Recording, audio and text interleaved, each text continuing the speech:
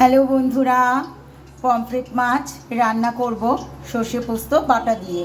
Pomfret মাছ তার জন্য খুব ভালো করে ধুয়ে নুন হলুদ মাখিয়ে নিয়েছি। আর এখানে আছে রাই সর্ষে আর পোস্ত আর কাঁচা লঙ্কা, একটু নুন দিয়ে নিয়েছি। এটা মিক্সিতে পেস্ট করে নেব।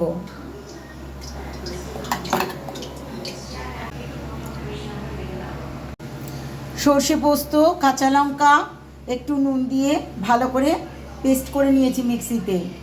এবার নুন হলুদ মাখানো পমফ্রেট মাছগুলো ভেজে নেব।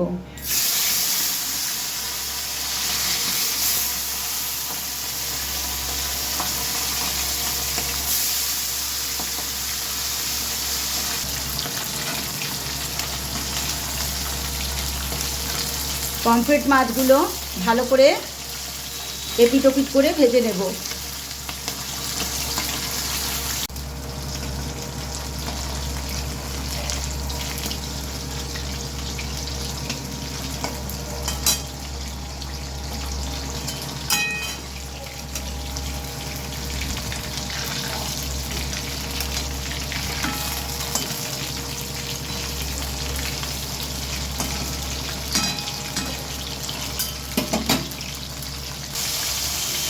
এইভাবে একে একে সব মাছগুলো ভেজে নিতে হবে।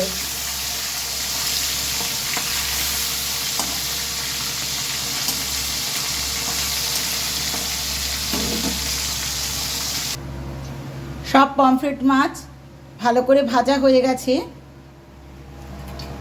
এখানে সর্ষে পোস্ত কাঁচা লঙ্কা আর নুন দিয়ে একটা পেস্ট করে রেখেছি। অল্প চিনি মিশিয়ে নিয়েছি আর পরিমাণ মতন হলুদ আর শুকনো লঙ্কার গুঁড়ো একটু সামান্য পরিমাণে নিয়ে নিয়েছি। এই পেস্টটা আমি এখন তেলের মধ্যে দিয়ে দেব। দিয়ে কিছুক্ষণ কষিয়ে নেব, কারণ সর্ষে বেশি কষালে তেতো হয়ে যায়। আর এখানে যে কালো জিরে আছে, কালো জিরেটা দিয়ে দিচ্ছি। কালো জিরে পরে দিলে কালো জিরের স্বাদ আর গন্ধ বজায় থাকে।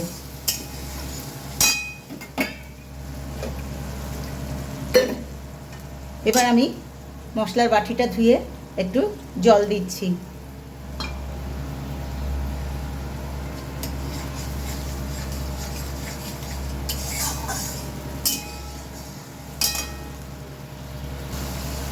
সর্ষে পোস্ত কষে গেছে।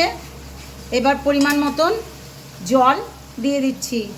খুব বেশি পরিমাণে জল দেব না।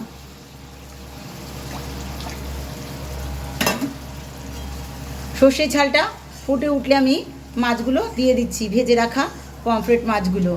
আমার কাছে এই মুহূর্তে ধনেপাতা নেই, কিন্তু ধনেপাতা দিলে এই পমফ্রেট মাছের ঝাল খুব ভালো হয় খেতে। ঝাল ফুটে উঠেছে, এখন আমি ভেজে রাখা মাছগুলো দিয়ে দিচ্ছি। আমি দৈনন্দিন যা কিছু রান্না করব তাই বন্ধুদের সাথে শেয়ার করার চেষ্টা করব। আর বিশেষ কিছু নতুনত্ব কিছু রান্না করলে সেটাও বন্ধুদের সাথে শেয়ার করব।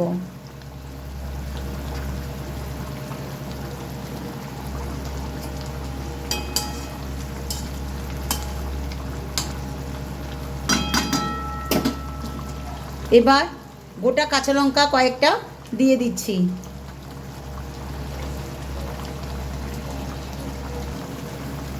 সর্ষে পোস্ত দিয়ে পমফ্রেট মাছের ঝাল একদম হয়ে গেছে বন্ধুরা।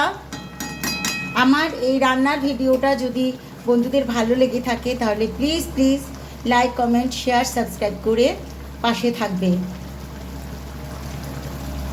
আমি এমনি সর্ষের ঝালে একটু কাঁচা তেল দিই নামাবার আগে, কিন্তু আজ আমি দেব না। আর একটু ধনেপাতা থাকলে খুব ভালো হতো। ঠিক আছে, এখন আমি ঝালটা নামিয়ে নিচ্ছি। আমার ঝালটা একদম হয়ে গেছে। সর্ষে পোস্ত দিয়ে পমফ্রেট মাছের ঝাল একদম রেডি। গরম গরম ভাতের সাথে খুব ভালো লাগবে খেতে। ঠিক আছে বন্ধুরা, সকলে খুব ভালো থেকো, সুস্থ থেকো, আনন্দ থেকো এই কামনা করি। টাটা।